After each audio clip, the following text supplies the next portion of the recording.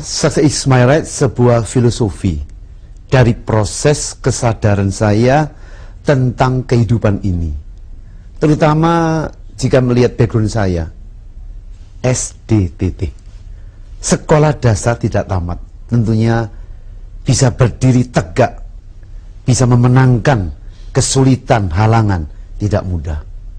Jadi lewat proses yang luar biasa, sengsara dan panjang, akhirnya saya menyadari, apapun kondisi kita, siapapun kita, jika kita sadar, success is my right, sukses adalah hak saya.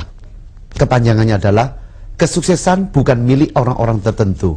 Sukses milik Anda, milik saya, dan milik siapa saja yang benar-benar menyadari, menginginkan, dan memperjuangkan dengan sepenuh hati. Jika seseorang mempunyai mental yang sehat seperti ini, dia akan bebas dari mitos yang sesat. Apa itu mitos? Saya kan dari keturunan miskin, sekolah saya rendah, nasib saya jelek, dan lain sebagainya.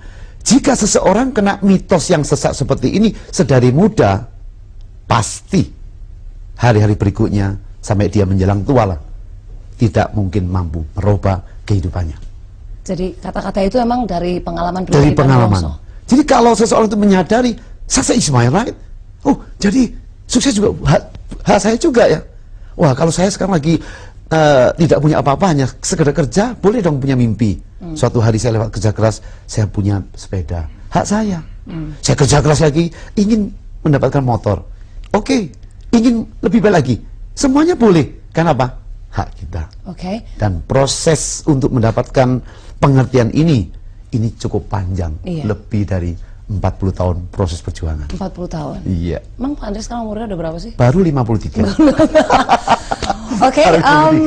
Jadi kalau orang bilang sukses is my right, sukses adalah hak saya, itu berarti harus diiringi dengan kerja keras dan perjuangan tadi, bahwa kita tadi, bisa menyadari, menginginkan, dan memerjuangkan. Jadi minimal menyadari, sadar bahwa sukses bukan milik orang-orang tertentu. Cukup itu sudah punya mental yang sehat, sehingga akan melahirkan satu citra diri, self image yang sehat. Jika orang itu sudah memiliki citra diri yang sehat, memungkinkan dia berjuang apa yang tidak mungkin menjadi mungkin. Barangkali itu juga yang membuat Pak Andre Wongso dulu ketika muda merasa bahwa jadi bintang film kungfu di Hong Kong itu adalah hak saya juga gitu, bukan hanya bintang film Cina, begitu? Iya.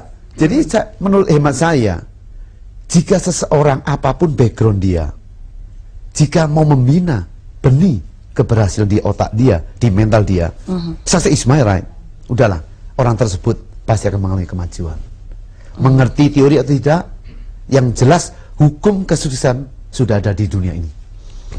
Pak Andre Wongso juga orang kenal Pak Andre Wongso kalau menjadi pembicara motivasi itu selalu angle-nya didapat dari kisah-kisah apa Pak? Cina gitu ya? Ya, China kuno. Terus ada ungkapan-ungkapan bahasa Cinanya.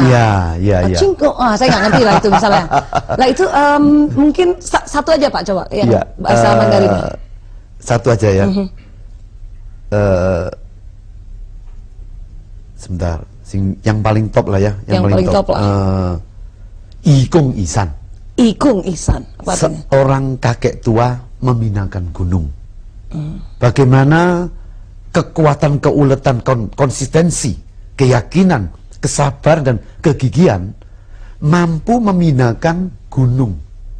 Nah, ini cerita ini tentunya sangat inspiratif sekali. Seorang kakek kepingin membinakan gunung di depan desa dia, supaya kalau jalan-jalan ke tempat desa yang lain tidak harus melingkari dua gunung.